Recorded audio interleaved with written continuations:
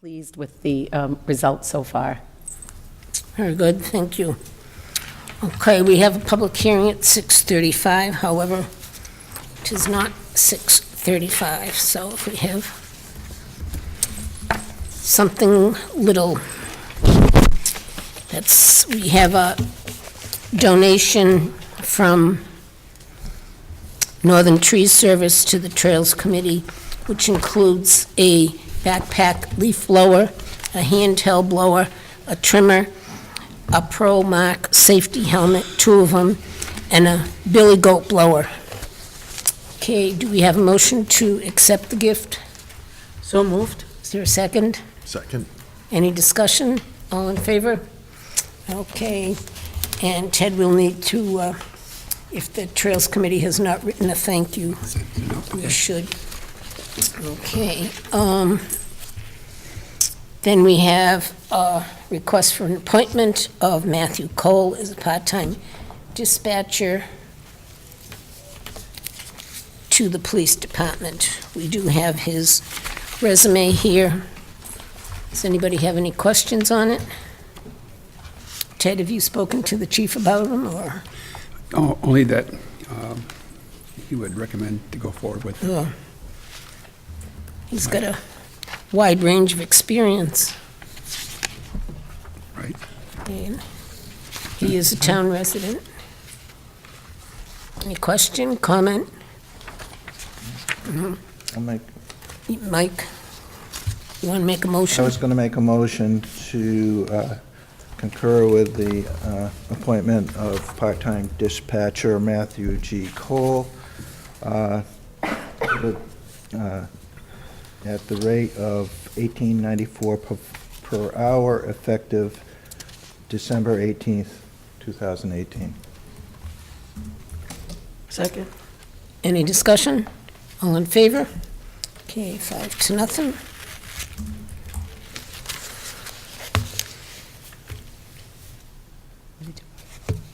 Yeah, we could do correspondence, we still have time. Okay, correspondence for December 17th, December 6th, from Tantasco Regional School, a thank you letter from Tantasco regarding the support for the school resource officer position. December 10th, from the Office of the Attorney General, OUI last drink data for quarters 2 and 3 of 2008. December 11th, from the MMA, a letter of thanks for entering the municipal website awards. December 11th, from the Mass DOT, a letter of thanks from Mass DOT for support regarding the WRTA discretionary funding program. December 11th, from the MMA, a letter of thanks for participation in the annual town report contest. December 11th, from Charter Communications, a notification of programming changes. And December 13th, from the Commonwealth of Mass, Department of Public Utilities, a notice of filing, public hearings, and procedural conference regarding a petition of National Grid. Okay, any other correspondence? Did anybody read the December 10th one from the Office of the Attorney General, OUI last drink data for quarter 2 and 3 of 2018? Well, it's interesting, Right. It is. so, enough said. Okay. Okay, it is 6:35, Mary? In accordance with Mass General Laws, Chapter 138, the Board of Selectmen will hold a public hearing on Monday, December 17th at 6:35 PM regarding the application of a transfer of seasonal club wine and malt liquor license filed by Lee Palmer, doing business as Hemlock Ridge Golf Course. The hearing will be held at Veterans Memorial Hall, Sturbridge Town Hall, 308 Main Street, Sturbridge, and it's dated December 6th. Okay, Mr. Palmer, could you please come down?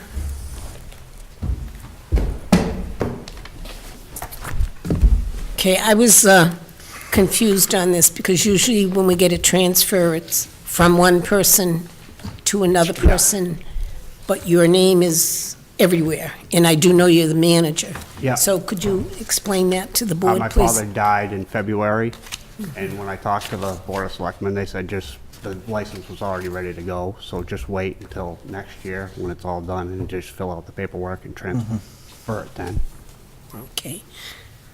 Because I know you came before the board when you Yeah, were to get the requesting to be manager. Yeah, Okay, any questions from the board? So this is really just a change from Mark Owner. Yeah. Palmer as the owner Yeah. to Lee yeah. as the owner. That's what we're doing. Right.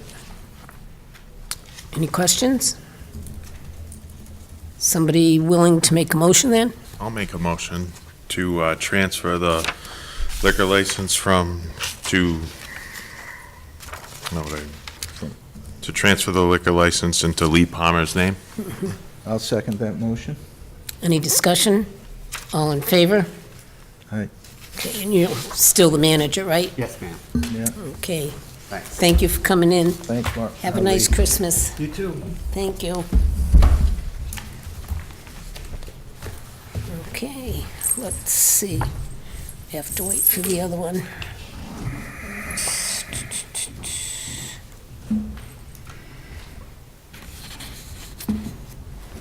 Check off on the... Okay. Ted, could you start your update, please? It Sure. doesn't look like it'll be... I'll try to take it my time. We have established the DPW search committee, and we're planning on having our first meeting this Wednesday afternoon. And at this point in time, we have five people who have applied for the position. Five as today.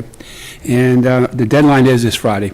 So we're going to start reviewing the applicants this week and hopefully be ready to start looking at candidates by the following week. So I'll get the board up to date on that process, but we'll try to make this work as soon as possible. Complete Streets Habitat for Humanity, there was a scheduled meeting with the Complete Streets last week. Unfortunately, there was a mix-up in the scheduling with representatives from Central Mass Planning Commission, and the meeting had to be canceled. And there will be a new date in December. I think it was the 3rd, if I got it right, but I'll double-check that, and there'll be information about it to have the meeting on Complete Streets. I guess for anybody who may have come, sorry for the inconvenience you come. There was something that we didn't really, the town itself didn't know until that evening that it was going to be canceled. Habitat for Humanity organization, I believe the town planner said that town has dealt with these people before, have done some work in town, and they're looking at another parcel and working with the planning board, and we should have a follow-up at maybe our next meeting or one right after that as to what they have in mind. I just want to let the board know if there's any questions. Gene Borden and the town planner is working with them right now on this. Liability insurance. We had a meeting last week, a week and a half ago, with representatives from Maya, which is the town's insurance liability workers' compensation. The good news is the town is doing very well with its experience, which is very low, which that means very low, so that they had offered a special opportunity for the town if they wish to go with a 2-year agreement for the next 2 years, that they would freeze the rate, no increase, which I discussed this with Barbara Berra, and the town has been lucky in the past and has done this. And I would recommend, if the board needs to make a motion tonight, if not, just give me the approval to go along with this and keep our rates the same for the next 2 years. There's so many unknowns out there with workers' compensation and with storms and everything else. I think it's good to be able to keep it frozen. You will see some slight increases because you buy new vehicles, you might put a new building up, some values change, but all in all, it'll be the same rates. So the town's done very well, especially workers' compensation. You should be very proud. You're done very well with experience. People have not had many injuries, which is very fortunate. So that's my thought on that. Okay, any questions from the board on that? From what the town administrator said, the finance director and town administrator are recommending Yes. a 2-year agreement. I definitely. Does the chair want a motion? Motion. I'll move that the town administrator negotiate a two-year contract with Maya for our Property liability and workers' compensation. our liability and workers' compensation insurance. Is there a second? Second. Okay, any discussion? All in favor? Okay, 5 to nothing. Congratulations. I guess, Leon did a very good job. And Greg and everybody else. Everybody else in town. Yeah, everybody else in town. Keep healthy. I had a department head meeting, which is a monthly meeting, in which the main focus was asking department heads to work on, to bring in their annual budgets for December. And they're due now, and they are coming into the finance director's office. Also, any of the capital plans, that's also due now. And once again, the departments are reacting and submitting information. And that will start to be compiled right after the first of the year. And talking to the finance director, generally speaking, the town doesn't have a real good focus on what kind of state funding we're going to have until the governor's budget, which comes out end of January. But we can at least be reviewing the budgets and have everything in place so he can be able to work with the finance committee once that decision is made right after that. But they've been very smooth. Everybody's very cooperative with that. And the last thing is just that, good news is that I know there were some issues with the town locking mechanisms, and it has been replaced last week. The locksmith person came in and redid all the town hall locks so that it's in compliance with the building code and safety, and finally got it done. That's my report. Okay, any questions for Ted? Okay, very good. We still have, Maybe I can do that petition. Oh, It'll okay, take 5 minutes at most. oh, okay. We do have a petition from 11 registered voters in town. Madam Chair, I'm going to step down and speak as a citizen. The petition says, "We, the undersigned residents of Sturbridge, request that Farquhar Road be declared a restricted road. Over the past year, we have experienced an extreme amount of traffic. This past Thanksgiving weekend, there was a continuous flow of bumper-to-bumper traffic for over 6 hours. In addition to heavy traffic, 18-wheelers and commercial buses are also using Farquhar Road on a regular basis. Farquhar Road is currently in need of repair, and this excessive traffic just deteriorates the road and the already compromised bridge. Any needed repairs are going to burden the taxpayers in town, and we ask that Farquhar Road become a restricted road." Priscilla, I'm sure you know about the petition. I just have a few questions before you proceed. What do you mean by restricted as far as, That's what I will get into. Unless I can, if I can give you my first paragraph, it kind of tells you. oh, okay. The concern is the use of the road, as you just read, and the pictures validate the concern. By a restricted road, that people who live in our community would have access, but it should not be a shortcut for interstate traffic, nor should tractor-trailers and commercial buses be allowed. This is new. This is new. The tractor-trailers are new, the 18-wheelers are new, the commercial buses are new. We never had that before. You might have once in a while have seen a truck go by, but not to the extent that it is now. So it's just to say that the road is open to all local residents, not just Farquhar Road, obviously, and not just Blueberry, but anybody in town, but not to be an exit on the interstate as a shortcut, because that's what happens. Waze shows it as a shortcut, GPS shows it as a shortcut, and Google Maps. And other communities have taken similar measures. That's where the idea came from. Okay, do you know which communities? Rentham did it, a community in New York that connects to a bridge, and there was another community in Massachusetts, and that one I don't remember. Because did Rentham do it on, Farquhar Road is really a lead road from 131 down to Old 15. Right. There are restrictions on it already. There may be restrictions going that way, but not that traffic that comes up, and 18-wheelers, I'm not sure that that road is made for 18-wheelers, and commercial buses. And that traffic, it raises a lot of concerns. The bridge is already compromised, and if you recall, the bridge is on the list for repair following Champole Road. And as we were made aware, as I was made aware last week, the last meeting we had, Champole Road has not been fixed, the bridge, because of no funding. And so that pushes Farquhar Road out several years now, because it was the second one on the list. And so now the question is, the residents' concern has been, when it snows and you have this kind of traffic on a holiday weekend, the plows are going to have a hard time coming up Farquhar Road and plowing Blueberry Road, because the traffic blocks the road. And so there's going to be a problem there. Safety vehicles is the same thing, especially Blueberry. They block the road. It's just one straight line of traffic. They're like Oh, I know, Priscilla, I see it out my Oh, front window. But I'm you- explaining this for those Yeah. who don't Don't know. know. Who don't live on the road.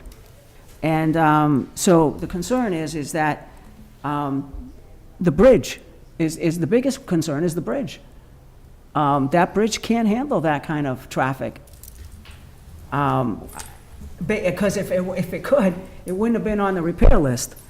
And if you recall, those of us who were here at that time, and I think Selectman Dowling, she had to With be, the because three I was here. bridges. So it was Champole Road Bridge and then Farquhar Road Bridge. I would agree with Remember? that. Right, and so, because Champole Road Bridge hasn't had the funding, then obviously, this bridge is gonna be down the road even further, until more funding comes. And so there's a concern. Well, there's also a, Restrictions are already in place? After which somebody tell me what restrictions are already in place? if I could remember what the sign says, there's a sign that Something has a about weight. maximum weight, weight for the um, bridge. Not that yeah. it's getting honored, but I thought Yeah. there was a sign that Yeah, said something there about a is. certain amount. And The bridge- I'm also concerned about any change affecting the Chapter 90 funds, which we use for repair of roads and stuff. I think there's a whole lot to study and go through before we can move further with this. Greg, how would could you come down, please, and help us out?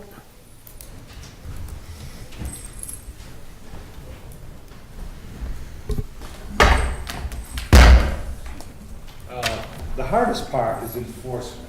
You know, what type of restriction, the weight, a weight restriction, you know, you'd have to pull the truck over, hold them, get a set of portable scales out there, weigh them. And if he violated, he violated. If he didn't, he didn't. And it's, you know, basically based on number of axles.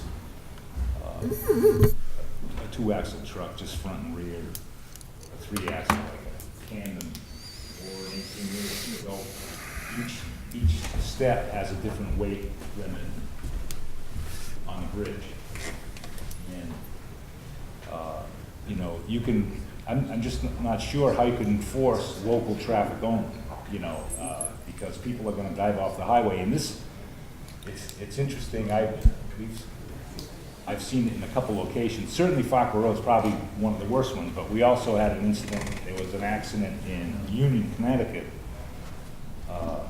and they were right at the line, I guess. And they were diving off Union exit and coming through Holland the back way, and then coming out Leno Road onto Lead Mine South to get around it. And that actually happened during a snowstorm, and there was an accident on, not Leno, Vinton, and there was an accident on Vinton. So we were going down to Sandon, and it was like literally 40 cars, you know, just one steady stream coming out. And so it is this issue of traffic programs sending you in different routes, the easiest, you know, but there's no consideration of whether you have a low limit bridge or a low height bridge. You know, you see a lot of these trucks getting into trouble going under a bridge, and bang, there goes the roof and everything else. Well, they're watching they're watching Waze or GPS maps or whatever, and boom, they go into the bridge and take the top of their truck off. So it's you know, it's almost like you would need to do it like a class action lawsuit to keep from going down, you know, a restricted weight bridge or whatever. And I don't know how you address it, but I don't know how you'd address a restriction either.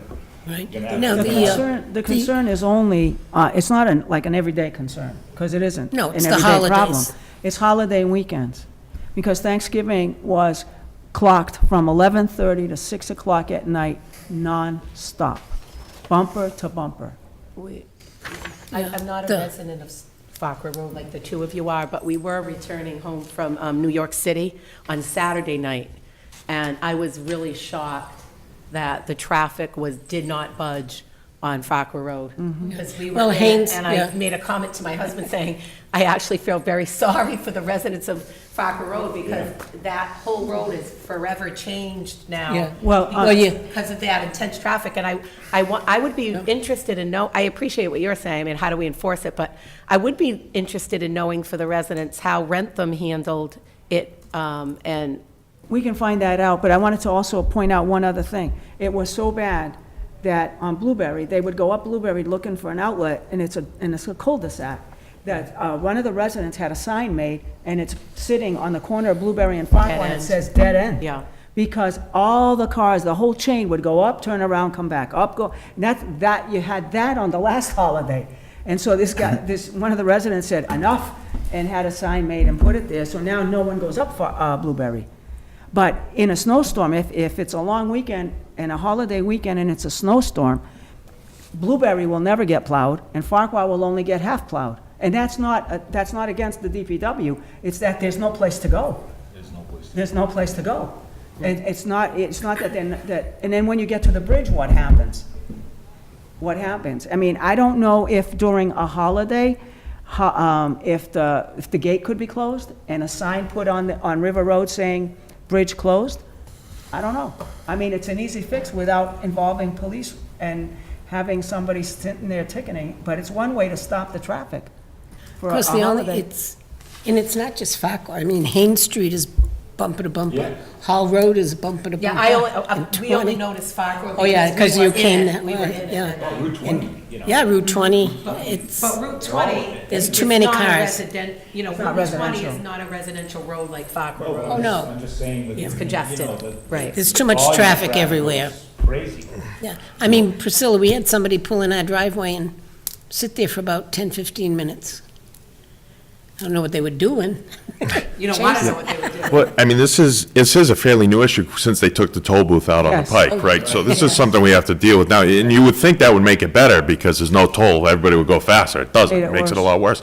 How about a no commercial vehicles, so it's at least stop the tractor trailer truck? Is that a possibility? I know, there would be a whole process you have to go to. Because, I mean, do there's it. I no mean, reason for tractor wouldn't trailer we trucks to even- be on fire. I believe we would even have to have a town meeting for a bylaw, but we would still have to discuss I it think we might be able to do no commercial. Yeah. on no. They have to, I think you I have to would- talk to the It's a state. Yeah, start I to think we have to research Yeah. to see what could be done and how to go about it.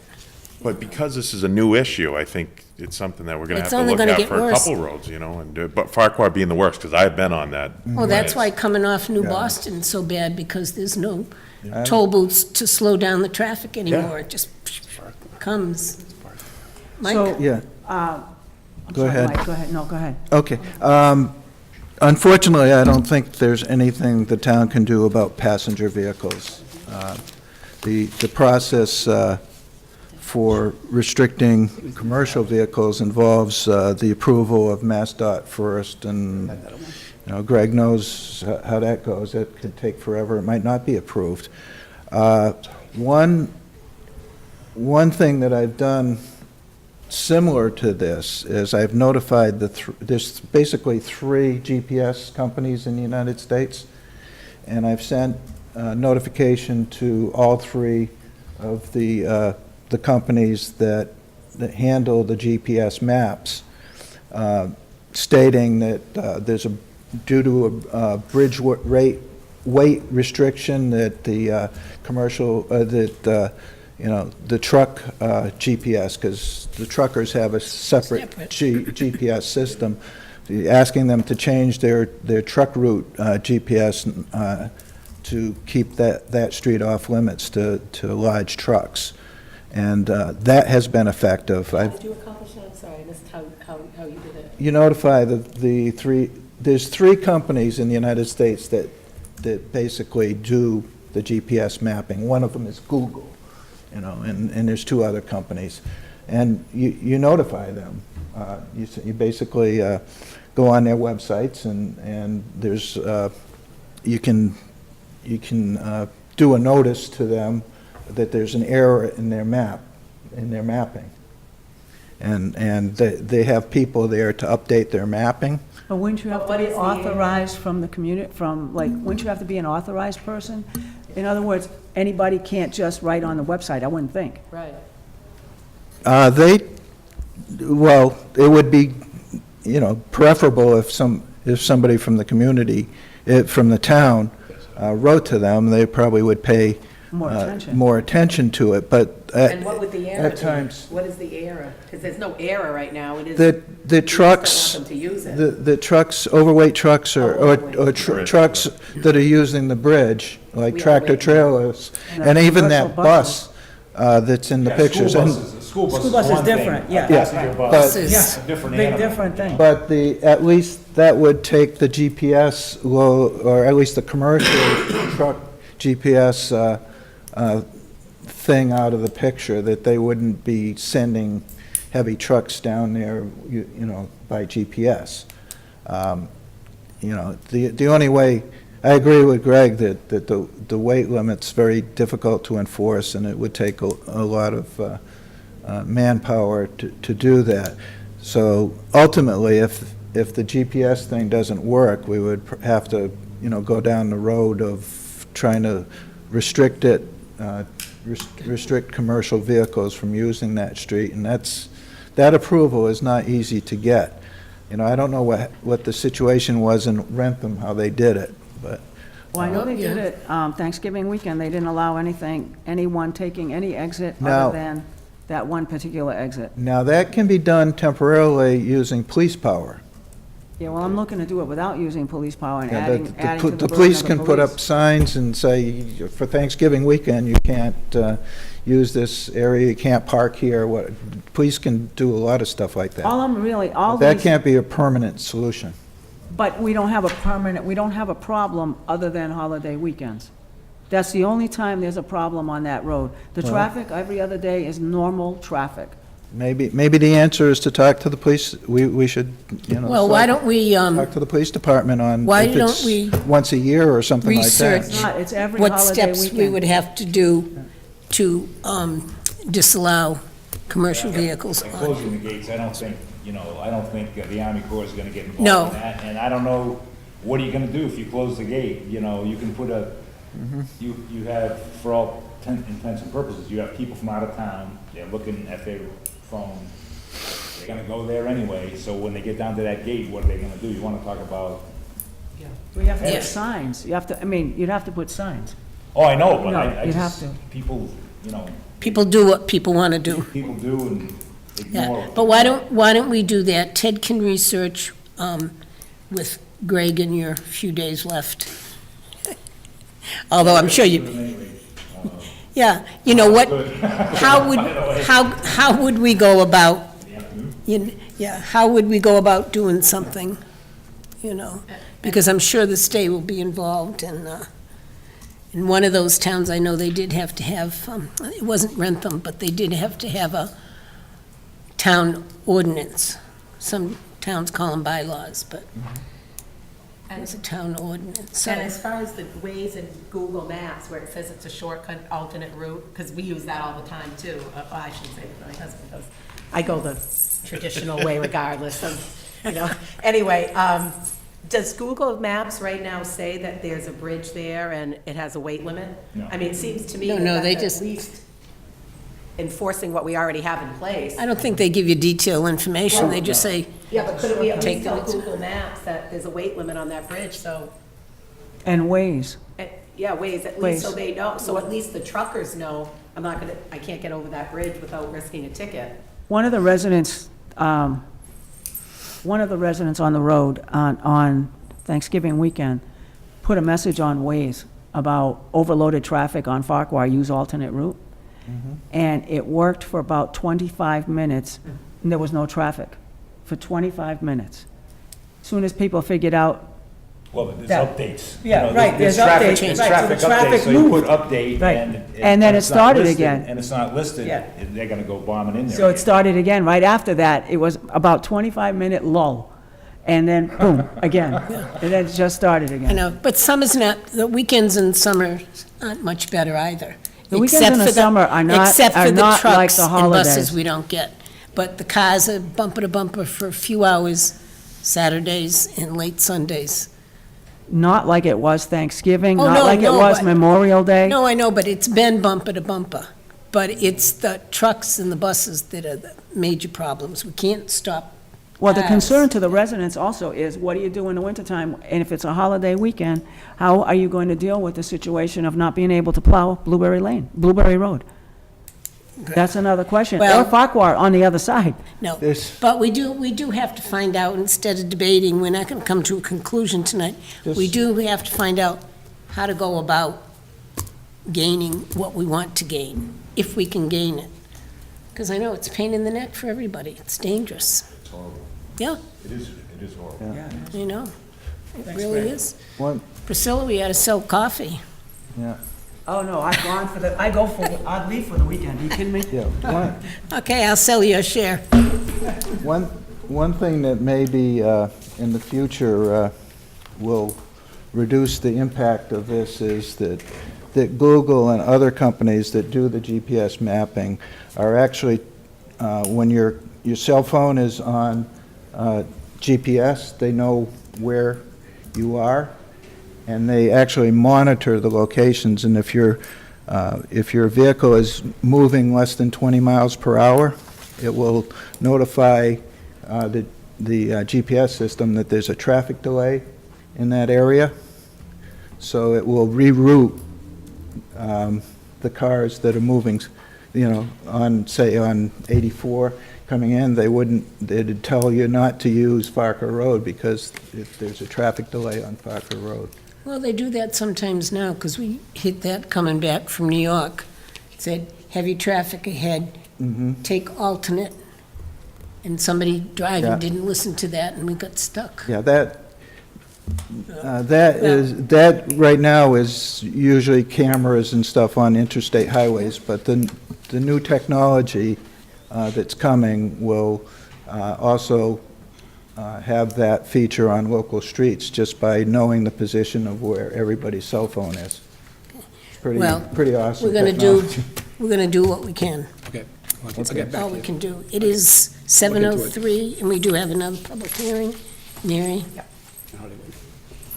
The Town of Sturbridge Board of Selectmen, in accordance with Mass General Laws, Chapter 148, Section 13, hereby give notice that a public hearing will be held on December 17th at 7 p.m. at the Sturbridge Town Hall, 308 Main Street, on the application of Osterman Propane for an amendment to the existing license for storage tanks for flammable materials located at 21 New Boston Road, Main Street, and it's dated December 6th. Okay, do we have someone from Osterman here? How you doing? Fine, thanks. Could you sit down and introduce yourself, please? The mics are for the audience at home. So, my name's John Flaherty, I work for Osterman Propane. I'm Marlene Adamski, manager at Osterman and Southbridge. Okay, just a quick synopsis on what it is you want to do, please. So basically, 21 New Boston Road has propane now for Holiday Inn Express. We're currently at our legal limit for storage, but they're putting in 2 restaurants and a future bank. So we need to amend the current license to add more propane tanks to handle the new businesses that are going in there. And that's what we're here for tonight. Okay, and the fire chief has already signed off on the Correct, yeah. application? Yeah, he asked me to come down here and do it. Yes, Yeah. well, we always like, in case there's questions. Sure. Anybody from the board have a question? Is this in the same area as the tanks that we approved earlier this year? No, those current tanks are behind the hotel, Yeah. so the new buildings are actually on the opposite end of the parking lot, and they'll be behind those 2 new businesses that are there now. Okay, so it'll be in... Same the- parcel of land, but on opposite ends of the lot. We'll close it. We'll close it. Does Osterman own the tanks, or does the No, property we owner? do own the tanks. You Yeah, do we own own the the tanks, tanks, okay. service them. That's what I wanted to know. Correct, yeah, we maintain everything there, on the propane side of it. That's all my questions. Anyone else on the board? Anyone in the audience? It is a public hearing. Is there a motion to close the public hearing? So moved? Second? Discussion? All in favor? I'm going to abstain from this one. Okay. Did you get that, Sinead? Okay, someone willing to make a motion? Make a motion that we approve the request for the for the added tanks on 21 New Boston Road. Is there a second? I'll second that motion. Any discussion? All in favor?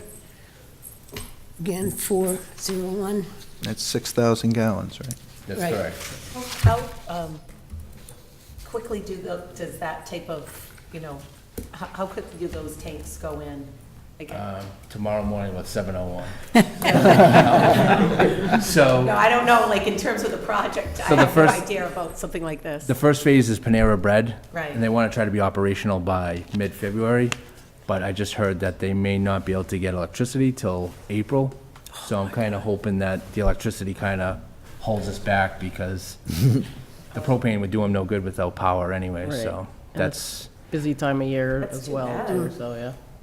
yeah, considering the Well, situation. depends Yeah, on for us, who you it's are. great. For residents, they want Panera sooner rather than later. Correct. And Panera wants to be open, I think the deadline was February 20th, Okay. but according to National Grid, it doesn't look like. So it'll take you a few weeks to a few months or weeks or, Generally, we can get it all done in a day. Yeah. oh, you can do it all Yeah, in a because day. everything, it's pretty Wow. easy once we get, yeah, it's pretty common It's practice. mostly get them in the ground, wait for the inspection, get the underground line run, wait for the inspection, and then get everything buttoned back up. But we can, for the most part, it's pretty much a day. Okay, very good. Thank you for coming in. Yeah, Thank you very much. Have a nice Christmas. Well, thank you. Thank you. Okay, next on the agenda, we have a presentation of First Impressions Program, Kevin Filchak in Williamstown.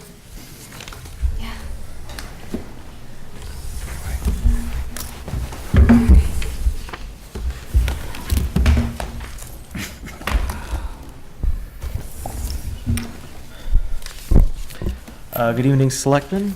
Well, this Okay, is- and would everybody introduce themselves, please, for the audience at home?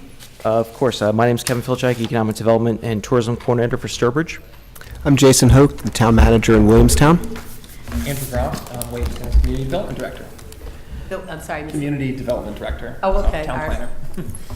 So, just as a quick overview for the folks at home, this program, First Impressions, was something that we picked up from my alma mater, the University of Connecticut.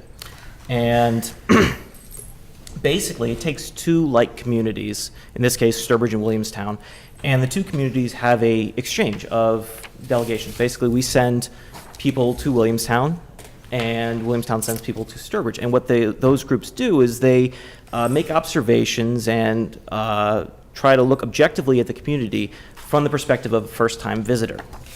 So for Sturbridge, we see Sturbridge every day, so we kind of get used to everything here in town. And sometimes we forget, the new things that we have, or the old things, be it good, bad, or indifferent. And it's helpful to have this outside perspective come in and kind of say, this is what we found. And we were very lucky to have Williamstown be our partner in this. And in a couple weeks, I will be going up to Williamstown to do a similar presentation, but Williamstown is here first. So,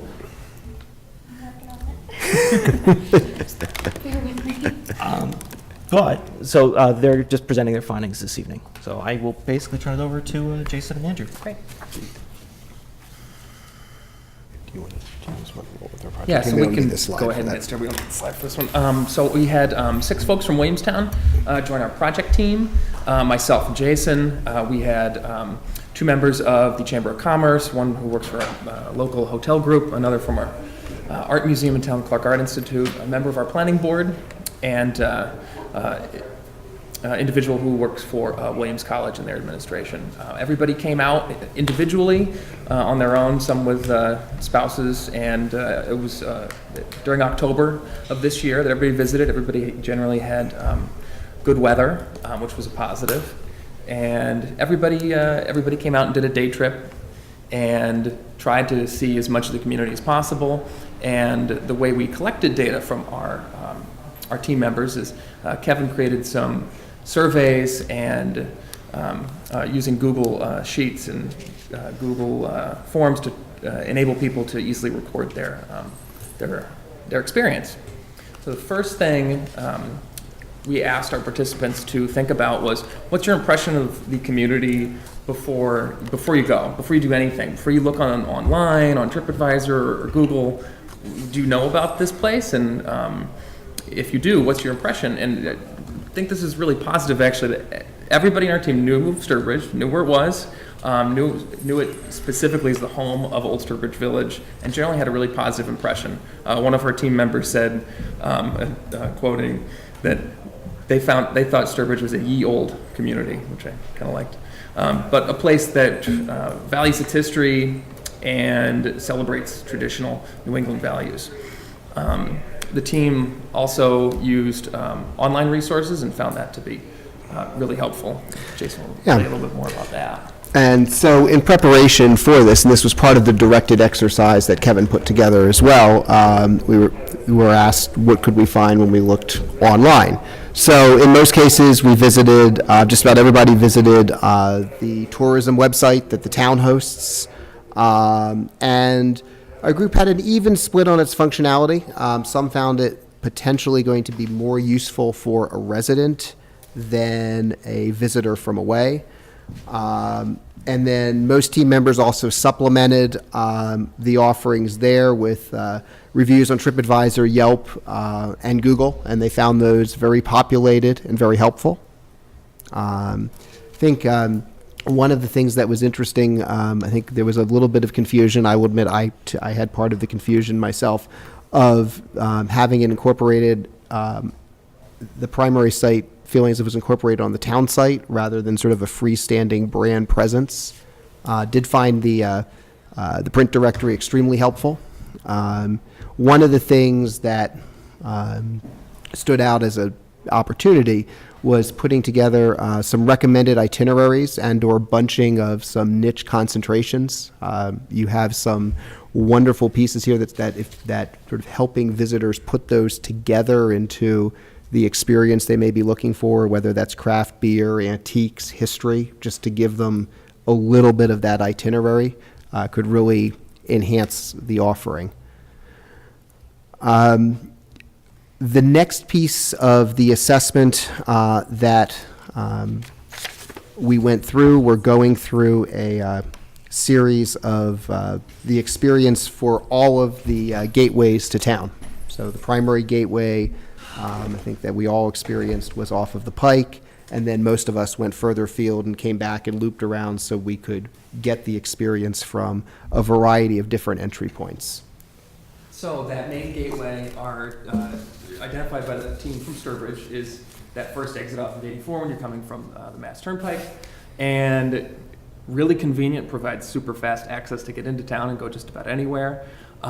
However, everybody in our group found that it can be a little confusing and a little challenging to navigate. A couple of us, and myself included, actually just totally missed the entrance to Old Sturbridge Village coming that direction. So I think that's something to think about.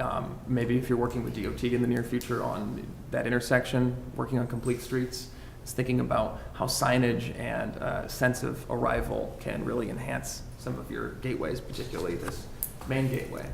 Another entrance to town that we were asked to look at was 131 coming from Southbridge. I think about half of our group went down into Southbridge, turned around, came back in. Team members found that there's a lot of good historic buildings in that area, although some were a little obscured by more recent developments. But there was a general sense of, general feeling that you knew when you crossed into Sturbridge from Southbridge, and that it seemed like some good development standard practice had occurred there more recently, that maybe some of the mistakes from the 60s and 70s were starting to be corrected, and that there's actually some really great little local businesses sprinkled in through that corridor. A particular bakery up there that a couple of people found to be really exciting, but maybe more incremental improvements go a long way to helping out that corridor. Our whole team pretty much everybody either entered or exited Sturbridge from US Route 20 from Brimfield, coming from exit 8. And a lot of recent improvements. Everybody seemed to note that the bike lanes were a nice addition in this area, and further increments towards pedestrian connectivity and welcoming more road users would be good. But a lot of folks felt that they weren't quite sure when they left Brimfield and crossed into Sturbridge. And that got some people thinking, you've got, I know it's not fully in Sturbridge, but Brimfield Reservoir is right there, and the road, Route 20, is right up to the edge of it. Maybe somehow enhancing the view of the lake as creating a sense of a gateway could be nice. That was one idea from one of our team members. And finally, some of the team went down to Connecticut, came back in off of 84, and also went over to Charlton, came back in on Route 20. Each one of these gateways really highlights the pros and cons of being an interstate town. I think one of the things you're discussing in your earlier agenda items too. They're pretty straightforward. You're not really sure when you've arrived, but both entries, you kind of feel how the town, unfortunately, has gotten split up into some different sections because of the unfortunate reality of having interstates.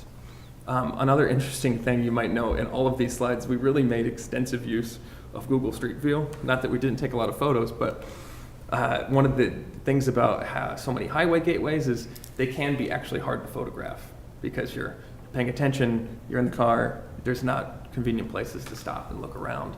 So it's something to think about in terms of attractive gateways. The next area that we were asked to consider were generally business districts. And so in some ways, I think our group wrestled with what was the main business district. You'll see sort of we had various views as on our team as to what it was, and some people, and so to that end, we evaluated both of them intensely that way. The first area I'll touch on is Fiskdale. Noted several historic buildings, antique stores, restaurant options in this area. And I think it's really important to note that our group felt that this neighborhood had really strong potential in the future to be a more walkable, pedestrian-friendly corridor. There's a lot of existing assets there. But we noted at the moment it was challenging to sort of take in a lot of those all at one time. There's a volume of traffic on the road, signage. You sometimes realize later than I wanted to that I was going past something. It was a series of left turns. And so one of the things that we suggested as a possibility or as an interim improvement would be some more coordinated signage and, if achievable, some coordination amongst businesses on parking. Our sense was there was plenty of parking in the district, but it wasn't entirely clear that it was acceptable or appropriate to park at one location and walk next door. And so it sort of pushed us either out onto the road or choosing not to extend the visit as much because it was going to be a challenge getting to the next thing. I think the good news on that, of course, is the assets are there. A lot of places would struggle with, we have great sidewalks and parking and nothing to go to. The great thing is you have things to go to. So it's a good part of that equation to have. The other area we evaluated as well was the town common. About a third of our team felt that this was what they perceived as the downtown. Obviously noted the wonderful historic character to be protected and enhanced, and noted public house appears to be the strongest asset in the neighborhood, something to build upon. And one of our members visited when the farmers market was in session, noting that it was well-stocked and well-attended.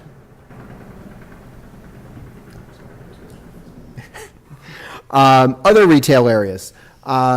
We also looked at some of the other areas, including the Exit 1 area between the Town Common and Fiskdale and the Route 20 East corridor. We noted that it was typical suburban area, seemed to have some strong existing businesses that appeared to be a draw regionally. Yankee Spirits stood out to several individuals. That may be a statement about our team. but notable nevertheless, notable as having a draw larger than just the immediate community. And it was also noted that the big box type developments, particularly along Route 20 East, are particularly well screened from the road, and it appears the town has very strong sign standards in that area. So looking at the overall tourism sector, our team was really impressed by the assets that Sturbridge has. The village being the primary #1 asset, obviously. All the antique stores in Fiskdale, we thought that was, a lot of people really were intrigued by some of those. That really blends in with some of the activity that happens in neighboring Brimfield in the summertime. Local lakes in Wells State Park are particularly attractive, and obviously the public house and some of your other hotels are a major asset for their events business, and simply having that capacity to host people in the community.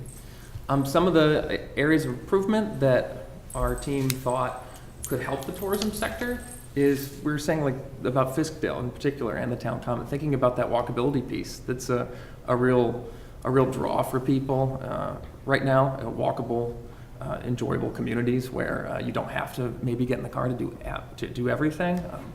They're really at a premium. And gateways, ensuring folks when they're in their vehicles, especially because there's so many people that pass through the community, when they get off the highway, they know they've arrived. They feel like they want to stop and they want to get out and enjoy the community. And a lot of our team felt with the lakes and the state parks that this was a really potentially underutilized asset.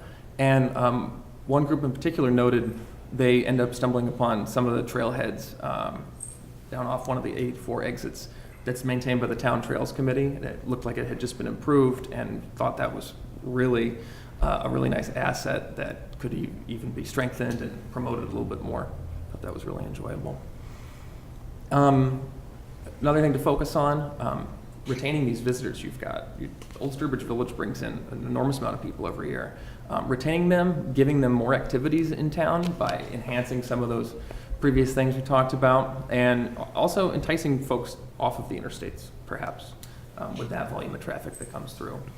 And summing that up, continuing to create connections. It's really clear that the village is the driving force behind the tourism economy in Sturbridge, and continuing to forge connections between the town and the museum and local businesses to really keep that momentum going is probably going to pay dividends in the long run. So one of the things our team just kind of pie in the sky brainstorming about the community and their experience, how could you start to implement some of those ideas? Well, one would be creating complete streets types improvements in both of those two areas that already have those great assets of some walkability and good businesses and historic character. And then thinking about how do you create a sense of arrival? Well, our team struggled with the complexity of those intersections with 131 and Route 20 where you're coming off the interstate. Thinking about long-term, if State Department of Transportation thinks about revisiting those in the future, to modern roundabouts at those areas could really calm traffic and create a sense of arrival if they're properly landscaped and have good signage. I'm not thinking of, for anybody that's been to Cape Cod, the terrifying rotary at the end of the bridge, more of a modern, scaled-back traffic calming type approach.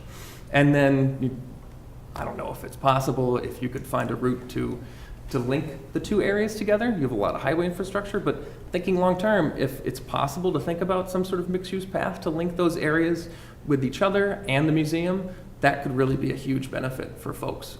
Staying at some of the accommodations in the area, might be able to walk to attractions and local businesses. So just sort of as an overview to wrap up this part, I think we saw that in terms of strengths, Old Sturbridge Village, strong existing tourist attraction, great partner, great potential partner. We have a strategic location on major highways. You have good accommodations available as well as venue facilities. Town has great access to natural resources. Some of the constraints: dominant suburban development pattern, limited walkable neighborhoods in downtown areas, the interstate areas creating barriers.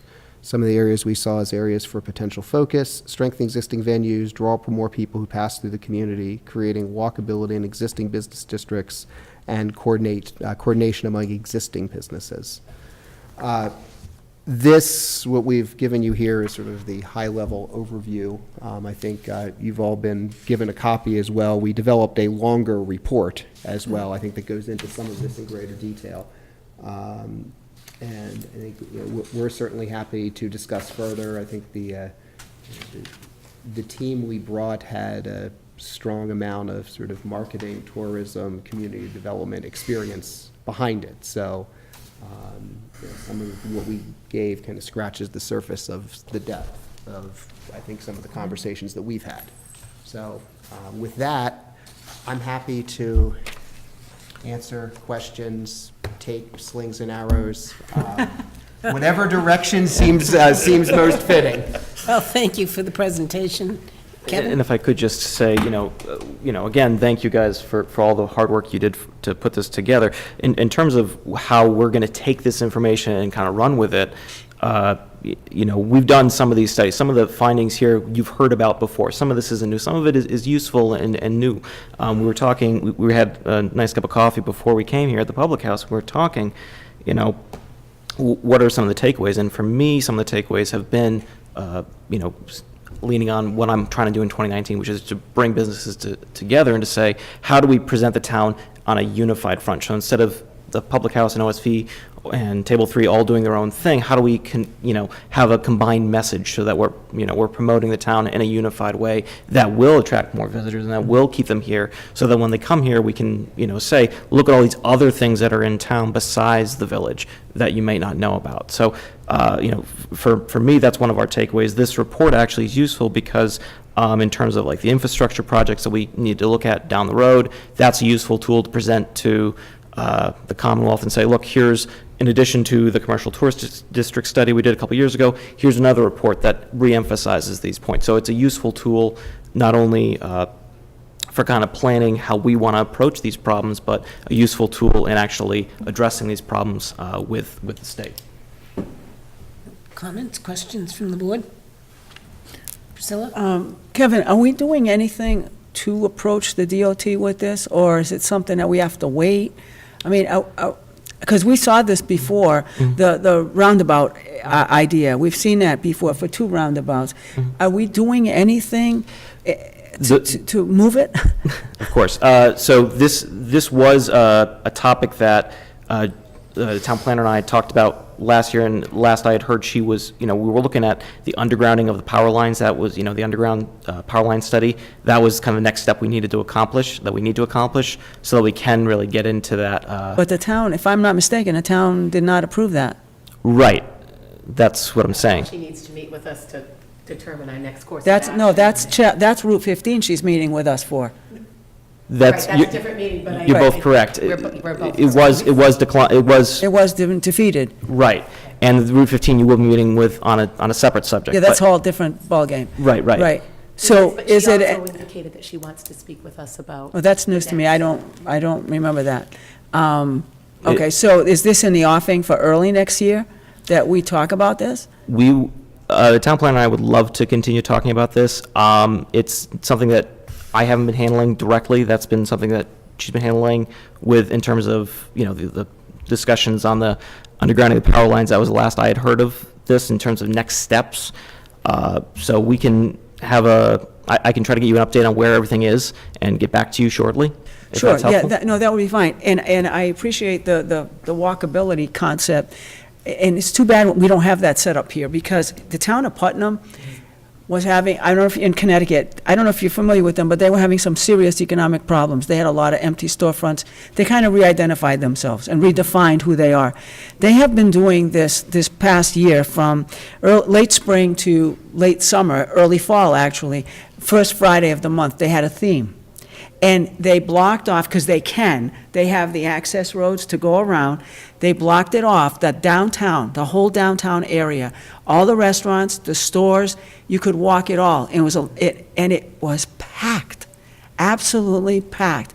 And they had music, they had everything. And it's too bad we don't have those side roads, so that if you're not going to go there, you have a way out. We don't have that. And that's too bad, because it's an ideal community to do that, which takes to your points of the hotels and then walking to the village, or walking, shopping, whatever, or a restaurant. Yeah. Chase, anything? I would like to thank you for coming out and doing this with us. I think that's great. To touch on Priscilla's point, the roundabouts, I mean, I know that's a subject that I think a lot of us, and I'm glad that you guys picked that up, that would be an improvement to our town, because I agree with you as well. So, thank you. Mike, comment? Yeah. My first question is, how many collages, or, and as they call them in Texas, kolaches, did the team buy at Wildflower? One member was responsible for at least half a dozen of them. Okay. And the picture. That is a great new business in town, and it's the only place in New England you can get kolaches. Real Texas kolache, I was very impressed. I am impressed too, and they're good. The town currently, the Central Mass Regional Planning Agency is doing a profile of Route 20 in the corridor that you identified from Route 131 at least, or maybe extended a little east of that, to Route 148, and possibly extended out to the Brimfield line where the bike lanes end. And so they're doing a profile, a roadway profile, to collect data and to come up with some ideas. The next step, because Route 20 is a state highway, it's a U.S. primary route. It's the only route that people can take if the turnpike is closed between exit 9 and 10, between exits 8 and 9. That's the only way that people can get east or west. So, and during the summertime, 3 times a year, we have the Brimfield Flea Market, which we have, for about 30 days a year, traffic that rivals Route 1 in Foxborough. So we have a pretty major traffic generator just to our west. So there's some considerations on the functionality of our main road in our, and in fact, sometimes the traffic gets so great that it hurts the businesses. So we have to come up with a functional design that works for those businesses as well. It can't be all traffic calming, but we have to provide access to those businesses. And some of the things you've pointed out here have been pointed out to the town before. We did a commercial tourist district study about 4 or 5 years ago, and you're right on, exactly with the same recommendations as they came up with the roundabouts or rotaries. The jug handle at Ulsterbridge Village confuses a lot of people, and just a straight roundabout at that location, I think, would provide much better access to the entrance to Ulsterbridge Village. People understand these days how roundabouts work. They're getting more and more common. So I think that was a great suggestion. And, Jason and Andrew, I'm amazed at the work you put into this, and I really thank you for everything you've done. We're going to use it as a help on our future planning. Good. Well, thank you.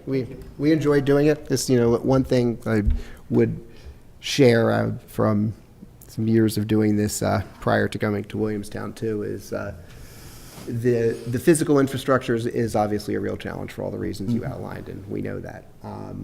But don't let that stand in the way of all of the achievable things that may be possible. That it's going to take a while, if ever, to figure out anything that's actually workable. But figuring out a way to enhance what you have and getting people from place to place and kind of helping them see what it is. You have sidewalks. There are plenty of places that have those roads and have no sidewalks. So you're partway there. It's not a great sidewalk that all the time. We've talked about the aspiration, but it's a sidewalk, and people can get there, and you have the businesses that are there. And that's what a lot of other communities don't have. They don't have the businesses that are there. So you have this great asset already in place. So you may not be able to close the street for a First Friday, but you probably could still have an event. And so, I think I would highly recommend that as you run in tandem with those longer-term, bigger projects. Okay, Mary? I also want to thank you. A lot of what you said, we have heard. I was disappointed about the signage, the confusion, because we just did undergo, some. Yeah, wayfinding. Yeah, we developed a brand, and the brand is good, but there's new signage up, and that was supposed to be one of the goals, was to, enhance the experience for visitors. And so obviously, we might have a little bit more work to do in that area. As far as the two downtowns, I think that is the challenge of Sturbridge, what you identified. And it is one of the impediments to, I do frequent Putnam. I love they've turned themselves around in the last 25 years, becoming an antique mecca. They have nice restaurants, and it wasn't always that way at all. You didn't want to go to Putnam. We do have that challenge, though, because we have a lot of activities on the Common. That's where our library is, our post office. We don't have that typical downtown experience, where that's also where our businesses are, because the rest of it is split up by Route 20 and 131. So we're more spread out. So I think your participants are right on where they split up in terms of thinking where is the downtown, because that's the challenge for Sturbridge. But no, and I just had a question. Was it Yukon that identified Williamstown as being a comparable town to visit, or did we seek them out? How did that happen? It's a funny story. And this goes to our former town administrator, Mr. Galmond. We got the idea from Yukon, but Mr. Galmond said, okay, we want a town that has similar population size, which Williamstown does. They want to have similar tourist feel, which again Williamstown does. And then the third category, which is a unique category, which is unlimited liquor licenses. And there are only so many of those in the Commonwealth, and Williamstown has that. And I think that was one of the most interesting parts of our initial phone call. Why did we pick you? You have unlimited liquor licenses. But that was why we those were the criteria. It is a beautiful community, and I was seeing a lot of similarities as you presented. Of course, we have the Village, but you have Williams College, which is consistently ranked one or two best colleges in the country every year. So you have that benefit, and we have others. So I hope that we're able to provide the same really good input for your town, which is absolutely beautiful. And I will say, absolutely to all your points, but I will say that credit to Old Sturbridge Village and to the Clark Museum. They were great partners in this as well. We outreached to OSV and said we want to make sure that this visiting team is able to see the village. Can you provide us with some tickets? They provided us with some day passes, and the Clark also provided our visiting team with day passes to go see the Clark as well, which was wonderful. So it gave everybody an opportunity to see everything that we really wanted to be seen. So I want to say that, but in terms of, to your point about the signage, this is why we do this, because it's helpful to us, because otherwise we say, we might not know, we might assume that everything's working or not, but this kind of says we need to maybe revisit this and look again critically at it and how we can update it. So this is why we a good example of the use of this program. Thank you. Thank you, and this will not go sit on the shelf. It'll go with all the other ones that need all to be worked on. I mean, we certainly are never, ever going to get everything done, but small steps will get us closer to the ideal. So thank you for coming in, and have a nice Christmas. Thank you. Thank you all very much. I just wanted to mention an older connection between Williamstown and Sturbridge. Ken Burns, when he was a student, learned the craft of filmmaking at Old Sturbridge Village, and his very first film was on Shakers, and part of it was filmed in Williamstown and part at Old Sturbridge Village. So there's a old connection with Ken Burns, and I'm sure he would remember that fondly. Okay. And Kevin, I also want to thank you for this update on the businesses in town. Of course. I mean, people always say, how many do we have, and, Of course, I'm more than happy to. They're always interested in hotel motel taxes, because, I mean, we're very fortunate that we bring in so much money. Absolutely. Certainly helps the budget, but thank you. Of course, of course. But I'm more than happy to, in terms of my update, I'm more than happy to discuss that as well at length. if you Okay, does wish. everybody have that? Safe travels, Merry Christmas.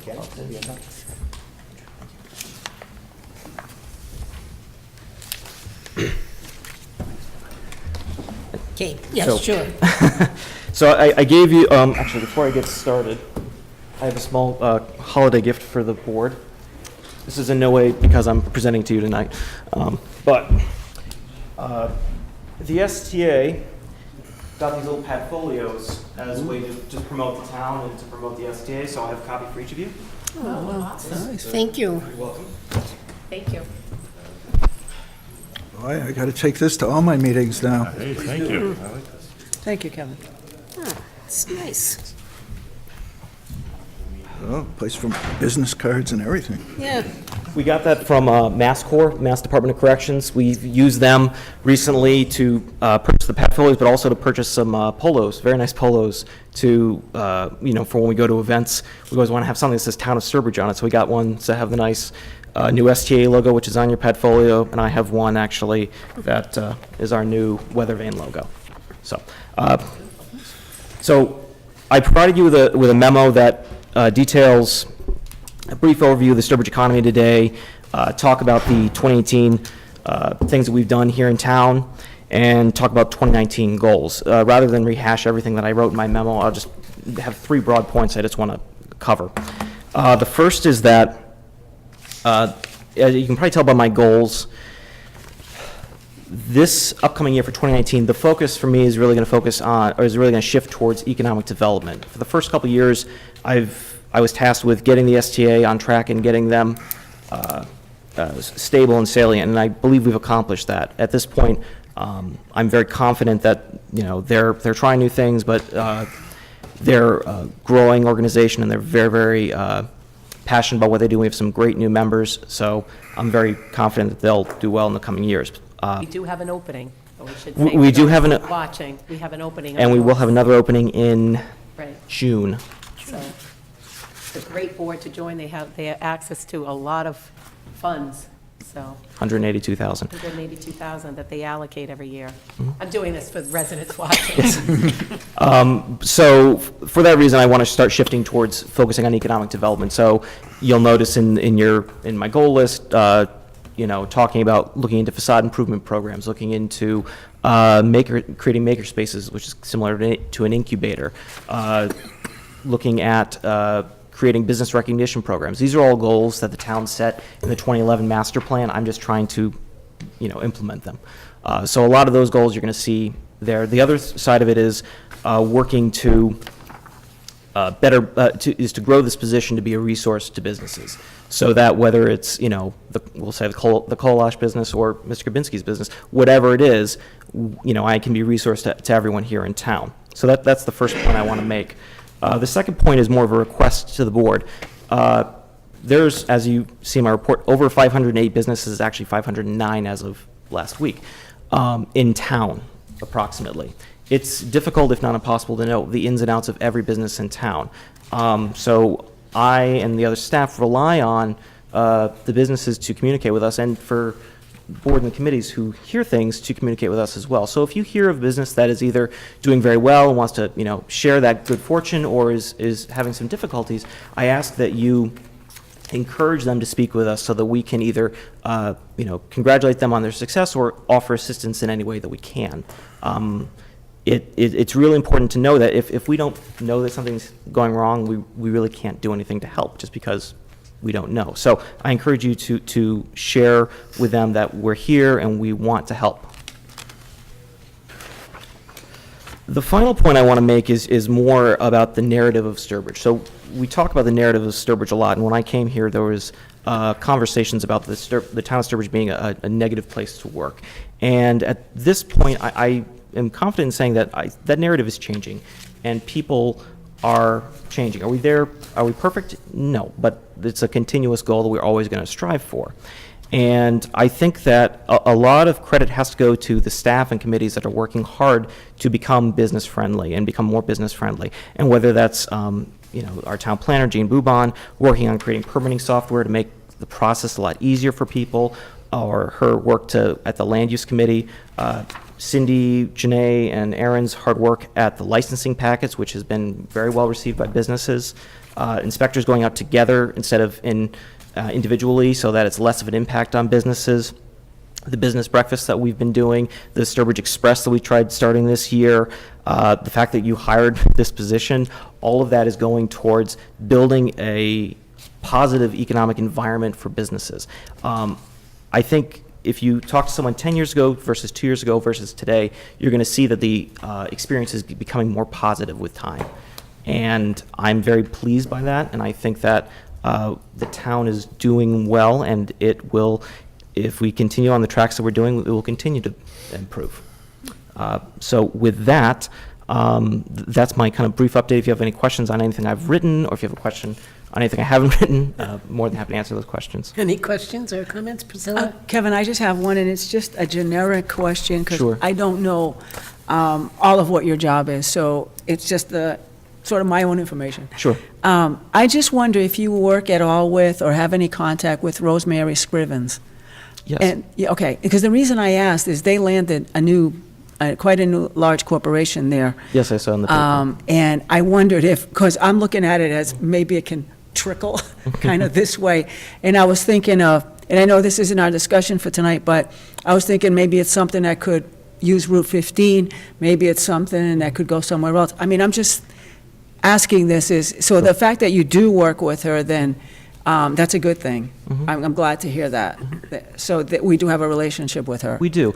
And as you were at the business breakfast. Yes, we did I was, Southbridge. with Rosemary, yes. Yeah, and we actually, we were trying to do one again this year. We just, unfortunately, our objectives for this year were diverging, so we couldn't come on a common theme for this year. But in terms of kind of that recruitment of those potential businesses, that's where, looking to 2019, that's where I want to have this position develop into. Again, we've been focusing a lot on the tourism. I think we can develop this position more into similar to the position that actually Rosemary has in Southbridge.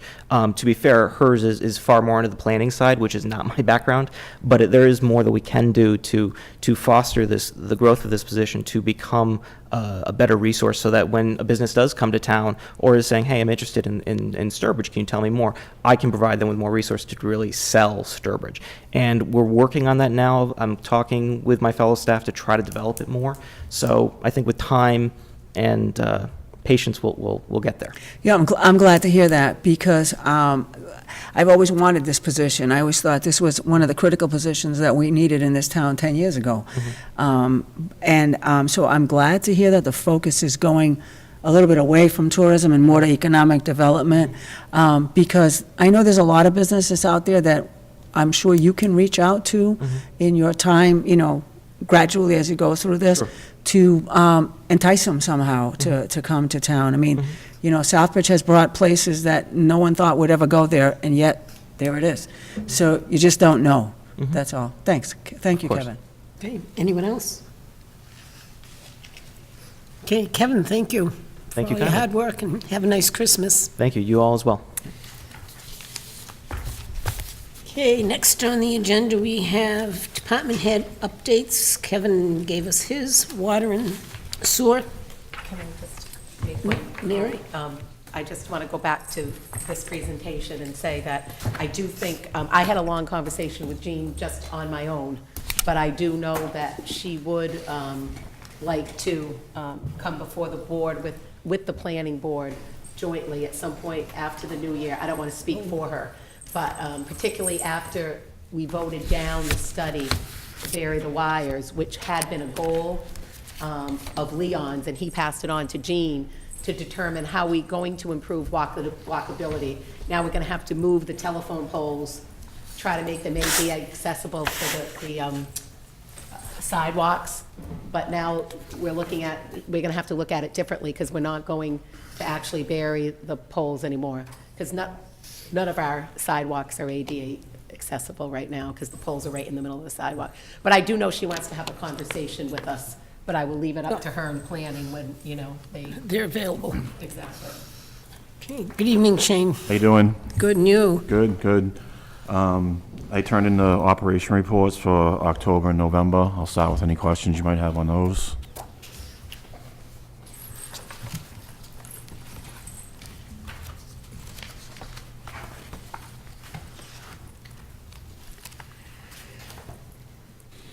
I noticed the flows at the wastewater, 43% increase from November. and We've gotten a ton of rain. Yeah, I know. Yep, that's what I figured.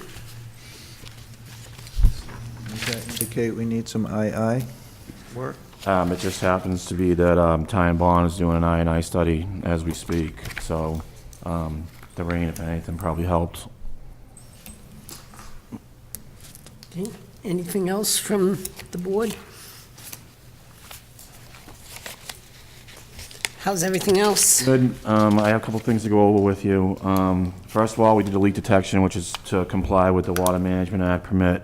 They only found one leaking hydrant, and Greg's guys and not my guys had found another leak that they pinpointed for us. So it's safe to say that our system's pretty tight, which is what me and Greg always thought anyways, so that was a good thing. We winterized all the hydrants. All the public hydrants have been winterized now. So that shouldn't be an issue. It's a thing we do every year, put the flags up so that they don't get wiped out. So that's been completed.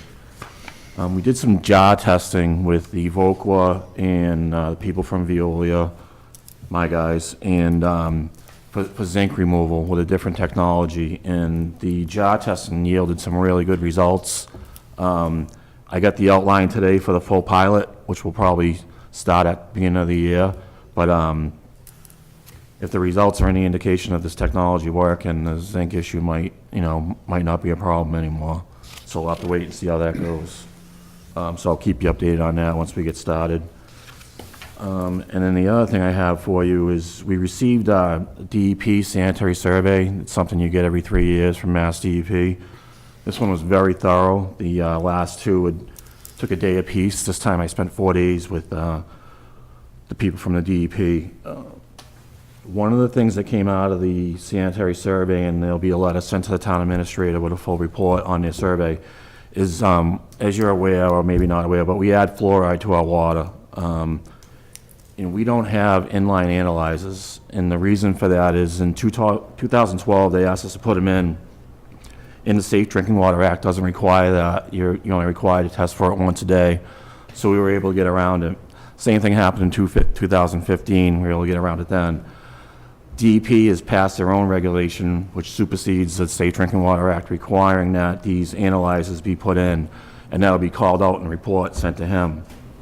In anticipation that I did some pricing, it's going to cost anywhere from $20,000 to $30,000 for us to put it in. The analyzers, there'll have to be one at the old plant and one at the new plant.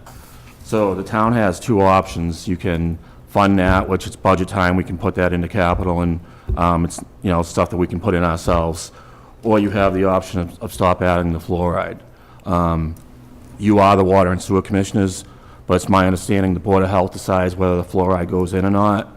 But I wanted to come to you first to see which way you wanted to go, and then I would approach the Board of Health.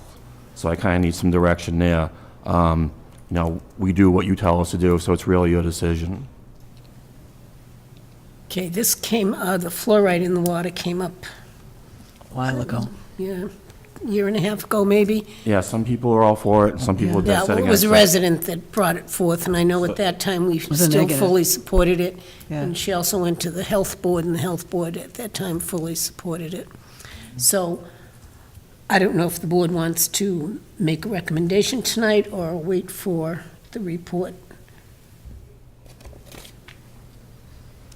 What's the board's pleasure? Well, I don't want to stop putting fluoride in solely based upon the fact that the DEP is now requiring analyzers for Yeah. that. To me, would it be the health, No. a health decision to make, that's just a cost decision.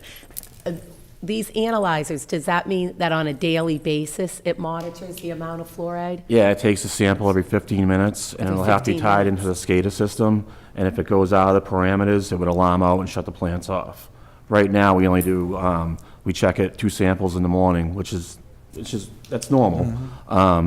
But they pass their own regulation to supersede the Safe Drinking Water Act, so I'm not telling you to stop, I'm just letting Right, you no, know I there's get gonna it. be a cost. But right now, we check it every morning, and this will check it every 15 minutes. Correct, and it'll alarm out too if it starts to overfeed or if it's underfeeding, it'll alarm out and shut down the plants. And that's basically what the DEP wants. Right. It's basically to prevent a fluoride overfeed, I was which just about to say, I mean, we don't want that either. we've taken some other steps on our own as far as solenoids and controls that we have so that can't happen.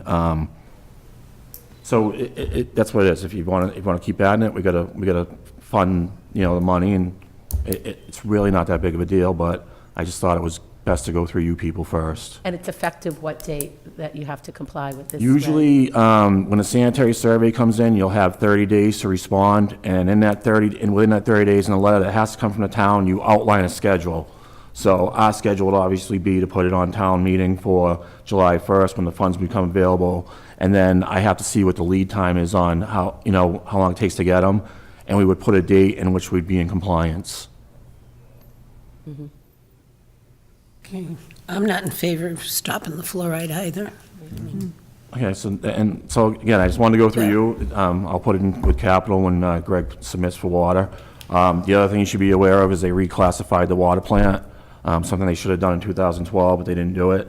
It's going from a 2T to a 3T, so it's up a grade. It just means that the guys have to get more licenses. I carry a 3T, so we're in compliance with the staffing plans. Mike? Yeah. The annual, does DEP specify the type of analyzer for fluoride? Because there's a wet chemistry that you probably described with the sampling every 15 minutes, and you can also have a probe type of And that's exactly what it is, and what it does, it pulls in every 15 minutes, and then you can get a daily average, you can take the highest reading, lowest reading, it's however you want to set it up. It pulls it into the SCADA, but it's continuously analyzing. Right, and we can add trending, so we can watch it all the time, too. I mean, and not that I'm happy about having to put them in, but in all honesty, you're probably better off protected with them than without them. Yeah. Okay, would you like a motion then from us? Yeah, I mean, I don't really need, No, but I mean, just so it's on the yeah, record. that's fine. Somebody willing to make a motion to maintain fluoride in the water? Well, I think the question is whether or not, we're going to fund the analyzer. I mean. Well, that would be separate when the Yeah. budget time comes. I mean, if we're in favor of maintaining the fluoride right now, that's one question. Is that the question at hand, or? Yeah, okay. Because if we, Yeah. Okay. if we vote to support fluoride, we have to. We will. I'll make a, Yeah, but I'll it's make not a motion that to has- continue fluoridating the drinking water in the town of Sturbridge. Is there a second? Second. Okay, any discussion? All in favor? 5-0. Okay. And so we'll have to have an article for town meeting to fund the analyzers. And I believe, so the way there's violations, deficiencies, and recommendations. She was talking about writing that up as a violation. I said we were never notified in writing of the law change. We'll just have to wait and see what happens when the report comes in. She's saying we violated, that we don't have it. And my comment was, well, you didn't notify us in writing, I Yeah. didn't know that it had changed. I mean, it's not a big deal, but it's something you should be aware of. It will be in writing when it comes from them. It's not a new regulation, it's been in effect for, She said 2016. yeah, I think it was before that. I'm She just said going by what she 2016. said when she was here. It's been around for a while. There's a lot, Sure. there's a lot of stuff, there's a lot of changes coming, and it's gonna be a lot more work, and it's, as far as testing and stuff, that she made me aware of, and it's all directly related to Flint, Michigan, so. Anything in the distribution system? That was my question before. I was going to ask. Soon you'll have to run alkalinities when you do your color form samples, and you'll have to be within certain parameters, and if you violate those parameters, 9 times in a 6-month period, it requires a public notice. That hasn't gone into yet, but we've already started doing it just to be ahead of the curve. No. And are we currently over the, I presume we have low alkalinity in that could be It's running about 60 parts per million. and that's within the parameters? They haven't set the parameters yet. So, like I said, it's coming. Could be. Because 60's gotta be borderline as far as. But, so, and then what happens is then, what she told me, then you lose your lead and copper waiver, and once you lose it, you're never getting it back. So the lead and copper sampling would increase to every year instead of every 3 years. We've been testing the distribution system once a week since I've been here. It's 13 years now. So I'm a little concerned about it, but I don't think it's going to be an issue. Yeah. Can I have a quick Mary? follow-up? Is the DEP under a duty by statute to notify all the towns when they implement a change of regulations? Or is the duty on the town? And I'm just asking this No, to it's, I guess, periodically really, have a the government duty falls person with that the, checks. falls with the operator. Yeah. Okay. But it's just tough to keep up with every Oh, single I'm change. not trying, I just No, don't know no, where the onus lay. I'm actually now on, I get an email now from the DEP once a month, and it tells me all the changes that are coming. So anything that's coming down the pipe, I should see it in my email. Okay. Again, we didn't violate anything. It's not a public health. It's just, it's something they want to see, and it's something we're going to have to do. Yeah. Now, when we test every morning under our current approach. Right. Are there times that there is too much fluoride in the system or there isn't enough? Like, how often do we need to make? We run on the low, changes? I run on the low end as a caution. We've never had more than we're supposed to in there. There's a Okay, good. range, and we're always on the low end for that reason. I like to keep it on the low end. I don't want to put too much in there. Right. And we've received a fluoride award every year I've been here since 2006. So we're doing what we're supposed to be doing. It's something they want to see, and it's something we're going to have to do. Yeah, I believe when new regulations are issued, a draft regulation comes out, circulated to all of the operators and so forth, you would get a copy of the draft. And it usually takes several months, if not a year or so, before the regulations are finalized and go into effect. They don't just come. Oh, no, I know, come there's overnight. public comment period, there's a whole process, but I didn't know when they're actually implemented, if notification goes out that says this was promulgated, you know, the. And the DEP is usually pretty good about offering training on new regulations and stuff. Not always, but usually pretty good. No, in that email I get now, it tells you what their current updates and any regulation changes that are being proposed. That way, if you want to get involved in the comment period, you can. It was 4 days was a long time. I mean, she went through pretty much everything from top to bottom. So that was really the only issue. The only other thing that they're looking for is, and I guess at some point we'll have to talk about it, is when we're going to upgrade the booster station up on Fisk Hill. That was put off because of the McGilpin Road thing. But Ty and Bond said the design for the upgraded booster station would be able to handle McGilpin if they ever got town water down there. It would be able to. It would be able to. So I have not sat down with Greg and gone over capital yet. Okay. Anything else from the board? Thank you. Thank you, Have a Shane. good Christmas. Have a nice Christmas. Safe travels, Shane. Okay, Greg?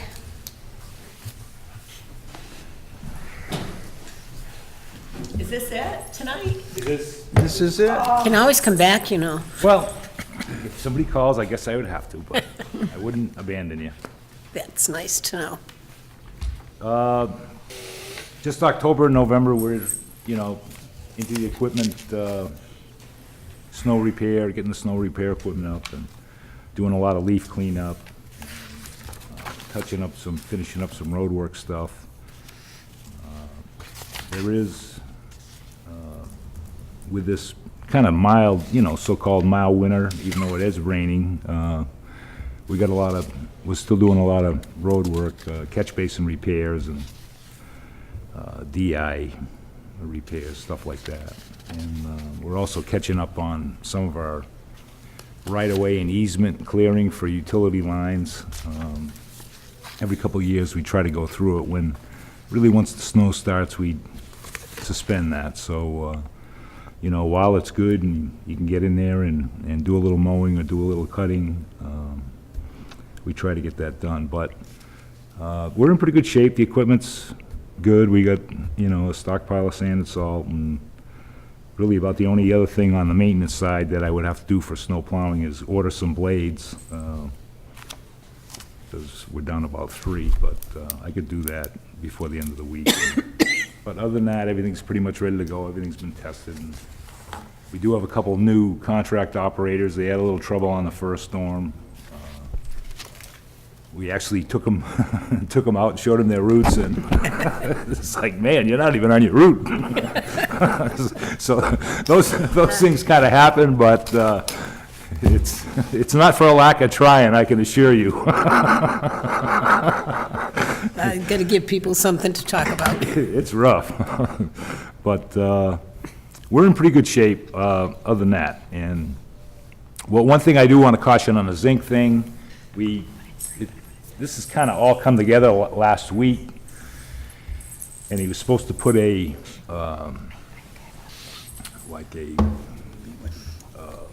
program.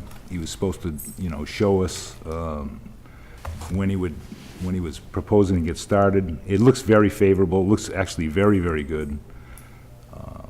It's where it should be with these type of flows. It should be at this lower rate that we're getting, these lower readings that we're getting, which would allow us to go up to our full capacity of 1.3 million gallons. So it is very promising, but there is a little technology issue, and they may, you know, do a one-time, you know, fee or surcharge to get this stuff in place, and there might be a little extra work for Taganbon and also some for Viola. So those numbers haven't been put together 100%, but you know, that's kind of one thing that's up in the air, that you might have to have a special town meeting or get it on the special town meeting to make sure that this gets covered.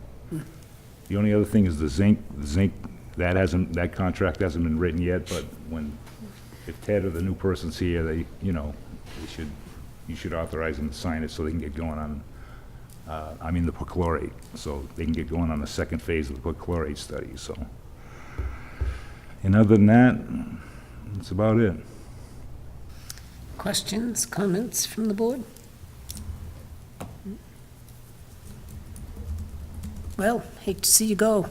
Well, I just want to say, you know, it's been a pleasure, and way back when, my goal was to make it 5 years because nobody else did. So I guess I did that, so I guess I'm okay. Yeah, we did have. And thank you for being willing to be on the search committee, you know. Yeah. It's going to take up your time. And But bridges are, you know, bridges are a important thing that really needs to get addressed here shortly, and because Holland Road is right behind the other two you mentioned already. So now you're looking at 3, and, you know, based on your Chapter 90 money, you have enough money for 1, and then, you know, what are you going to do for paving? So it's a serious, you know, it's a serious thing. And Well, have a nice Christmas. very good, thank you. Sure we'll see you. Oh, yeah, I'll be around. And relax, you'll enjoy retirement. Yeah. Okay, next we have interim town administrator's contract extension. Believe it or not, 3 months is already up. I know. Quick. It does. Wait till you get older, Chase. Go even quicker. So does anybody have any questions? Okay, we just need a motion to continue or to not continue for another 3 months. Yeah. Go ahead. No, go ahead. Go ahead. I'll do a motion to continue. Okay, for 3 months 3 under months, the yeah. original. Second. Okay, any discussion? I don't know if we'll, Ted, I think you've done great. I don't know if we'll need the full 3 months. Well, we but can. We can let it go. We can We can- discuss it after. You can still Yeah, I get, mean, you can still get ready to make. Yeah, it's still there. He's not gonna, Still, yeah. he's not gonna fight to say, oh, you. You don't need me anymore, I will leave. You sure now? I promise. As much as I like it. Okay, any more Promise? discussion? I promise. All in favor then? Okay, 5-0. So you stuck with us, Ted. I know, that's okay. I've enjoyed it. Goes by- I can't believe it's 3 months as well, it's kind of like, Yeah. Oh, I know. He was hoping to be out of here by now. I don't like the winter, but hey. Who it is life. does? You don't have a bad commute anymore. Still. I like Still. winter. Okay, It's next, never fun yeah. when it snows. Okay, next, old business. Priscilla? Nope, none. Jace? None. Mike? No. Mary? No. And I have none. New business. Priscilla? None. Chase? None. Mike? I just wanted to let the board know that on Wednesday, I'll be going to a transportation meeting on the future of transportation in Massachusetts. The governor's office released there was a commission on transportation, the future of transportation, and they released their final report last Friday. And so there'll be a panel discussing transportation in Massachusetts, and I'll let the board know what the results are of that meeting. I think Get some bridges done. we talked a lot about Yeah, Route right. 20 and all that. Get some bridges done too. Yeah, bridges too. Yeah, how much of it Yeah. are they going to do Need a couple of for bridges. bridges and Yeah, because we're not alone. for the The citizens? one good thing is when they do the bridges, the roads are shut, so that works. I think it should be between Memorial Day and Christmas. That'd be a And good time. sometimes a couple of years. I'm all for a 3-4 year 2 project. years, yeah. 3-4, then they get used to not coming. Yeah, till the second day, somebody says, hey. But, yeah, knowing what the policy people are talking about, the planners are talking about for future bridge work and future road work in the state, it's information we need to know. Okay, Mary, anything new? Yeah, I just want to return to the search committee for a second in terms of scheduling. So we interviewed 3 people today, and we're interviewing 3 tomorrow. Is our first meeting in January the 7th? 7th. Okay, so what we're proposing is that we'd like an agenda item, Mary. Bill will come in, and maybe other committee members too, but certainly Bill to represent the committee, and present the 3 finalists. And we will have their, resumes and all the information similar to Packet, yeah, what the he whole did. packet. And then what we would like to do is the following week, Paradigm, Bernie Lynch, our consultant, is available to do, for our interviews to take place. So I thought that we wouldn't want to wait until the 21st, and I'm wondering about people's availability Monday, the 14th, for the sole purpose of interviews, or Wednesday, the 16th. Those are 2 dates that we, Oh, are you saying Bernie's going to come in? Bernie would be present too. What, can I ask what the purpose of that is? Isn't it our interview? Oh, of course, yeah, but it's I think that's just the consultant's practice is, I mean, it would be a public meeting. Anybody could come in. Yeah. Will the public be able to come that oh, night? of course. I mean, I know they can come, but will they be able to speak, is my point. It's a public meeting, it won't be a public hearing. Okay, because some people asked if I'm just asking this because residents had asked, so I'm just asking. So when would the public be able to? Well, maybe you can let the search committee know that maybe they could hold a meet and greet of the finalists before we even interview. The 3 finalists, yeah.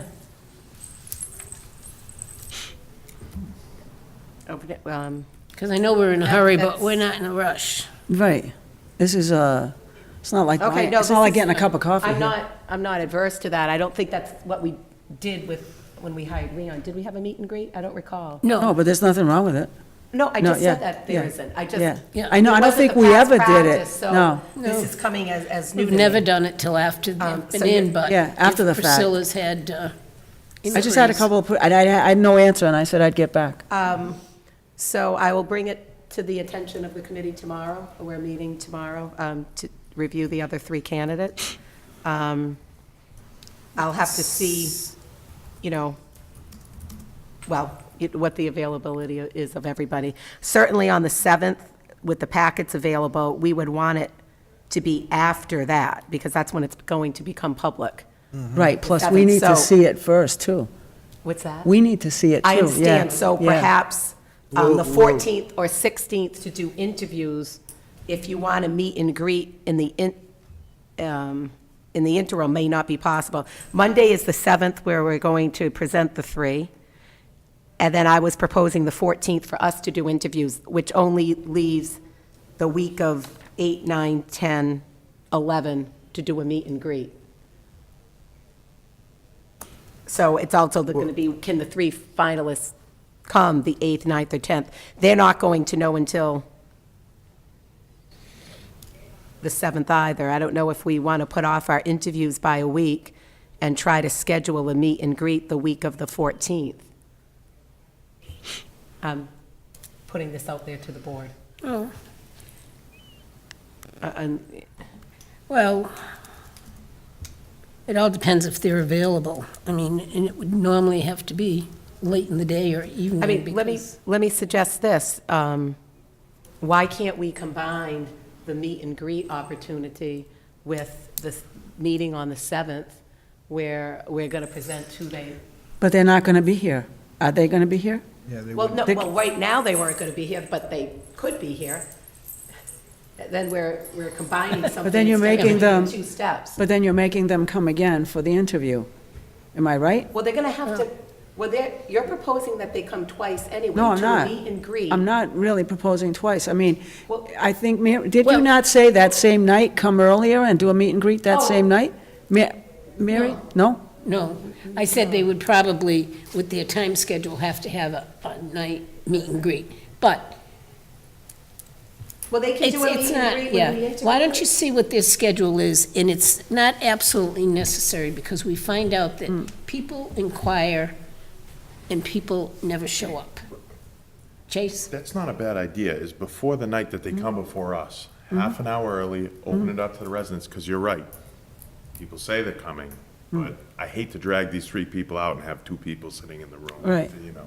So that makes sense. Why not on the night Yeah. we interview? On the Have them come a 14th. little early. They come, Yeah. Or, 45. or if they can't 'Cause come we're gonna- before, what about, okay, so say you start your interviews at 5 o'clock or 4 o'clock.